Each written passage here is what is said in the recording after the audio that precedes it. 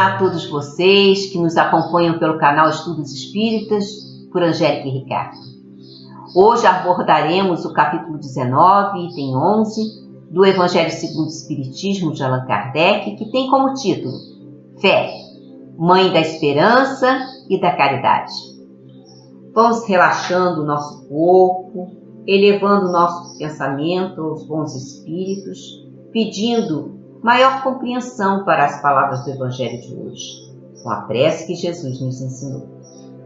Pai nosso que estais nos céus, santificado seja o vosso nome. Venha a nós o vosso reino, seja feita a vossa vontade, assim na terra como no céu. O pão nosso de cada dia dai-nos hoje. Perdoai as nossas ofensas, assim como perdoarmos aqueles que nos têm ofendido. Não nos deixes cair em tentação, mas livrai-nos do mal, porque vosso é o reino, o poder e a glória para todo sempre. O item de hoje, o item 11 do Evangelho, foi ditado por Joseph, espírito protetor em Bordeaux, no ano de 1862. E começa dizendo: a fé, para ser proveitosa, tem que ser ativa, não deve entorpecer-se. Mãe ativa de todas as virtudes que conduzem a Deus, ela deve velar ativamente pelo desenvolvimento dos filhos que gerou.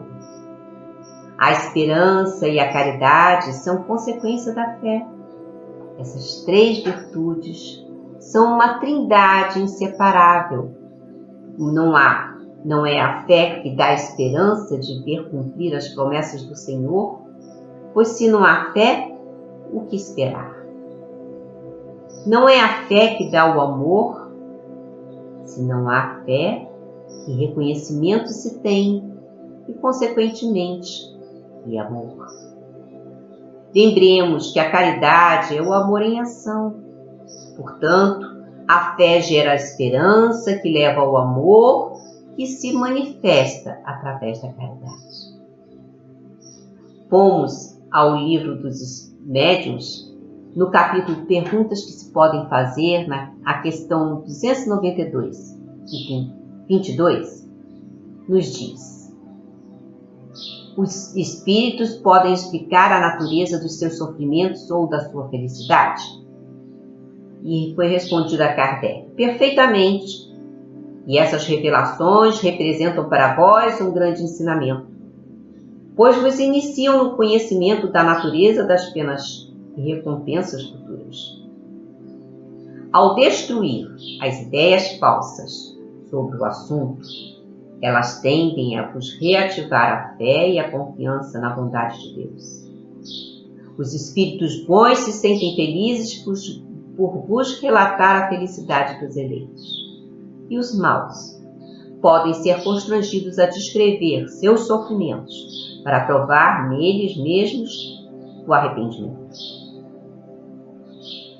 Já em O Livro dos Espíritos, na questão 941, onde nos é explicado o medo da morte, temos: tenta-se durante sua juventude persuadi-los de que há um inferno e um paraíso. Mas é provável que irão ao inferno, porque lhes é dito que aquilo que está na natureza é um pecado mortal para a alma. Então, quando se tornam adultos, se possuem um pouco de discernimento, não conseguem admitir isso, tornando-se então ateus ou materialistas.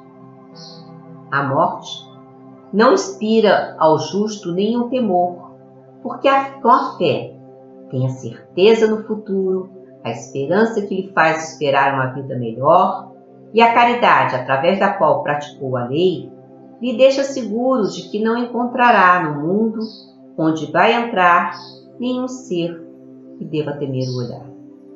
Trouxemos um adendo de Kardec.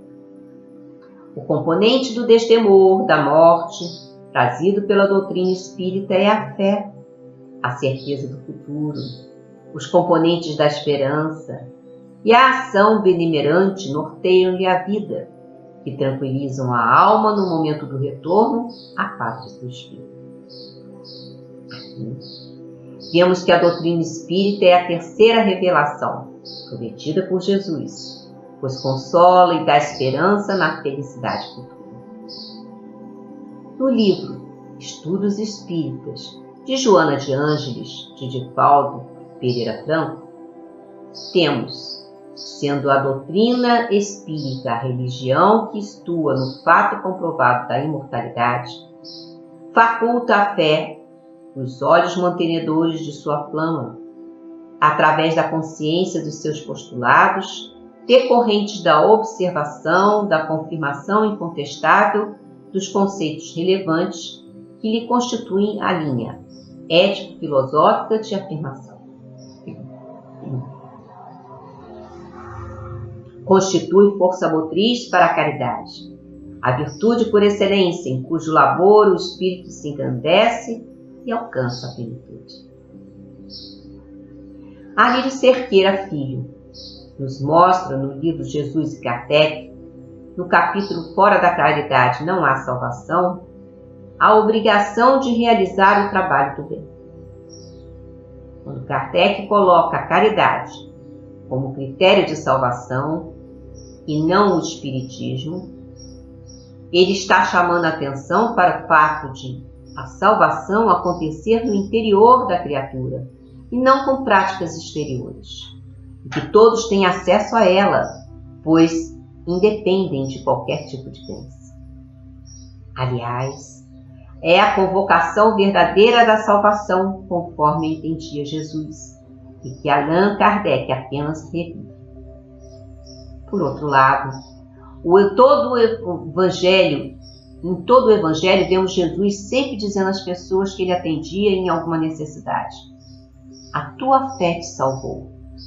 Jamais ele disse eu te salvei ou Deus te salvou, mas a tua fé, chamando a atenção da criatura para o fato da salvação depender dela, não dele ou de Deus. Que a condição para alcançar é a fé. Vamos analisar o que é fé. A palavra fé vem do latim fides. É a mesma que originou fidelidade. Ter fé, portanto, é ter fidelidade à própria autorrenovação pelo amor, determinando a confiança na própria capacidade de autotransformação. São recursos que estão latentes no interior da criatura, necessitando apenas ser exercitados, fato que somente vai acontecer com práticas interiores, não exteriores. A salvação, portanto, dentro da concepção espírita cristã, é a iluminação do espírito até completa purificação. Não é algo que acontece após a morte do corpo físico, como muitos pensam, mas um processo contínuo que ocorre no corpo ou fora dele, pois diz respeito ao espírito, que fomos em processo de purificação e desenvolvimento das virtudes essenciais, as qualidades do coração, fazendo surgir o Cristo interno, até nos tornarmos puros espíritos. Miramês, no livro Conceitos de Paz, de João Nunes Maia, no capítulo 41, nos fala: a fé nunca anda só. Ela tem necessidade da esperança, que alegra o coração em busca do amor. Essa aquisição, porém, é demorada e pode ter que fazer parte de uma estrutura que dorme no centro da consciência. Toda religião é estimulante da fé. Cada um tem seus meios de falar sobre a fé e, por vezes, sintoniza com a índole dos seus promitentes. A confiança que devemos alcançar não pode surgir sem ser aliada a outras virtudes, e cada uma dá a sua parcela de serenidade, para que ali se instale a convicção, se não a certeza do grande futuro. Em primeiro lugar, temos que confiar em Deus como Pai de amor e, em seguida, alimentar a certeza de que Jesus é o nosso guia na Terra, que permaneceu junto à humanidade e ainda se encontra na intimidade dela, deixando-nos um código de luz, o Evangelho. Temos da parte do Mestre a maior segurança, contudo, é preciso que façamos a nossa parte, relacionada à educação, melhorando sempre o nosso entendimento das leis espirituais, ganhando instrução pelos impulsos da boa vontade. Cultive assim a fé, para que a esperança não falte em seu coração. Dedique o tanto que puder à oração, porque a sua força o livra de muitos males, que somente se desfazem pelas preces bem sentidas. Jesus nos ensinou a orar e Ele mesmo usou a súplica. Só o amor pode nos fazer sentir essa virtude de ouro que é a esperança. A Terra está passando por provas por demais engenhosas. Temos a necessidade de fé como nunca, a fim de passarmos por esse transe. Que Deus abençoe a humanidade, aumentando a fé nos corações e a esperança nas famílias. Ainda de Miramês, agora no livro Máximas de Luz, nos diz: a caridade é a companheira mais próxima do amor. Uma se funde com o outro, trazendo frutos imensuráveis da presença de Deus, fazendo lembrar Jesus em todos os momentos, com um ambiente de paz permanente. O tempo que se gasta para compreender a verdade não podemos entender, porque a natureza humana desperta lentamente. E é imensurável, pois a alma deve desabrochar fibras de luz e pontos energéticos na sua intimidade, para que possa surgir o conhecimento da verdade, ampliando entendimentos, buscando compreensão. Com essa busca, vai desabrochando no coração a luz da caridade, filha legítima do amor. A caridade nasce nos sentimentos que são exercitados todos os dias em todos os rumos. Não existem outros caminhos, a não ser aqueles traçados pelo Evangelho. Estudemos a vida de Jesus, meditando nela, passando a copiar o que suportarmos, que as mudanças de nossa vida irão se processando como por encanto, transformando os instintos em caridade e a caridade em luz, que se consubstancia em amor. Fazer caridade é nosso dever para com os outros. Fazer a nós mesmos é amar a coisa mais sublime que Deus nos deu, a vida. Se trazes o nome de Jesus na confissão da própria fé, carregas no coração a luz do cristianismo. O cristianismo, na essência, quer dizer Jesus e outros junto de nós. Esse pequeno trecho está no livro da Esperança, de Emmanuel, por Francisco Cândido Xavier. Esses dias que tentamos reavivar em nossas mentes o advento do nascimento do Cristo, temos acontecimentos importantes que são lições para serem estudadas e reflexionadas por nós para ampliar o nosso entendimento e crescimento espiritual. Tivemos a oportunidade de assistir um vídeo na FEB TV com Saulo César, pesquisador do Evangelho, em que tivemos uma visão pessoal de um fato histórico que mudou toda a forma de pensar da humanidade. O nome do vídeo é Nascimento de Jesus, Lições de Emmanuel. A vinda de Jesus ao nosso planeta foi um fato muito importante na história da humanidade. Ele foi um personagem tão importante que, segundo Ernesto Renan, membro da Academia Francesa de Letras, Jesus foi tão grande que dividiu a história. Toda a sociedade ocidental tem seu calendário baseado no nascimento do Mestre. Antes de Cristo, depois de Cristo. embora não se possa determinar uma data precisa, tem um divisor de águas que nos mostra a importância da vinda de Jesus ao nosso planeta. Quando Jesus chegou à Terra, foi numa sociedade primitiva de 2000 anos atrás, lá na Palestina, onde dominava o Império Romano, o maior e mais poderoso império que já existiu na Terra, que não tinha importância política, região simples, mas que não foi escolhida por acaso. O povo judaico já vinha sendo preparado ao longo dos séculos para receber a mensagem do Evangelho. Corações e mentes estavam sendo preparados para que aceitasse a boa nova de Jesus, com a aceitação de uma visão monoteísta, já que todos os povos da época eram politeístas. Era um solo preparado no qual seria lançada a semente, e para que nela pudesse frutificar a ideia de um Deus único. Mas Jesus, quando no momento julgado oportuno para trazer o reino de Deus sobre a terra, vem pessoalmente, mostrando a responsabilidade que cada pessoa tem de cumprir pessoalmente a tarefa que lhe incumbe realizar. Existem situações que podemos passar a terceiros, mas Jesus não o fez. Não enviou substitutos ou representantes. Assumiu a responsabilidade de seus ensinamentos e sozinho suportou a incompreensão e a cruz.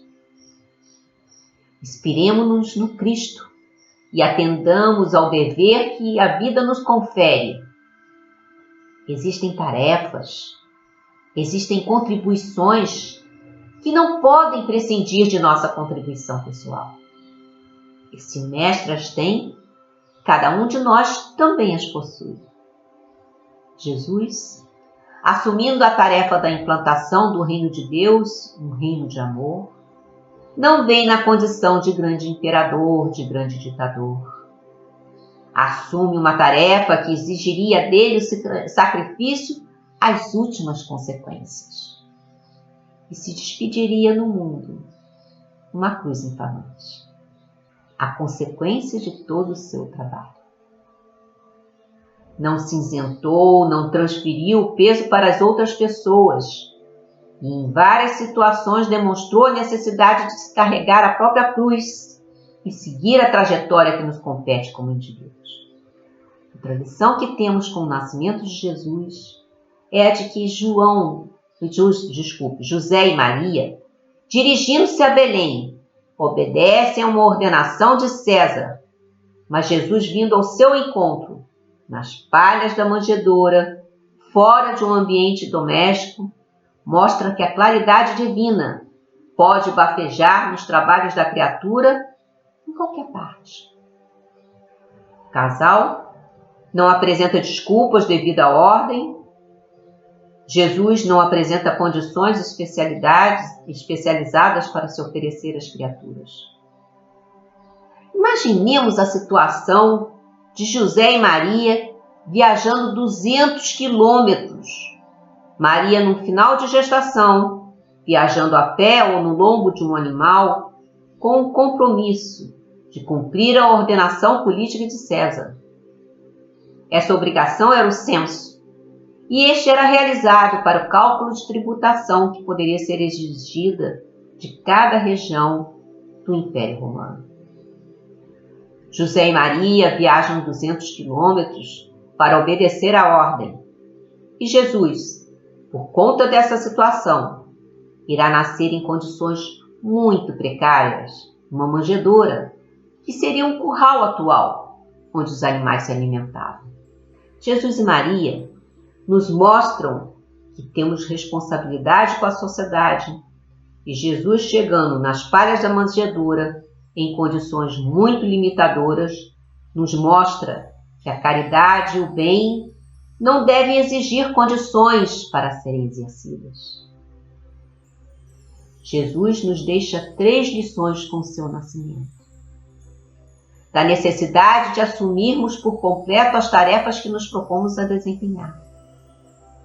Há situações que são intransferíveis, pois depende do exemplo, nosso exemplo, do nosso esforço e do nosso sacrifício, das nossas responsabilidades com a sociedade, para construirmos uma sociedade mais justa, mais aberta, que proporcione condições para todos crescerem espiritual, material e intelectualmente.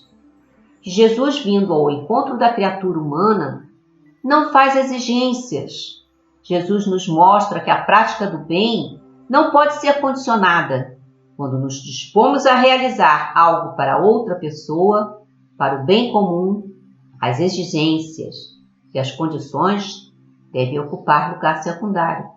Quando realizamos algo do nosso coração efetivamente, nada do que está em volta tem importância. Tem mais importância do que o gesto da caridade e de amor. Por isso, a prática do bem nunca deve ser definida por condições externas. Por isso, Jesus consegue transformar uma simples manjedoura, talvez um momento de dificuldade, em um símbolo bonito do Evangelho. O símbolo que nos mostra que não importa onde estejamos, não importa em que condições estejamos, não importa de que recurso dispomos, o que importa é o que queremos realizar. Se o nosso coração está repleto de luz, essa luz brilhará onde quer que estejamos.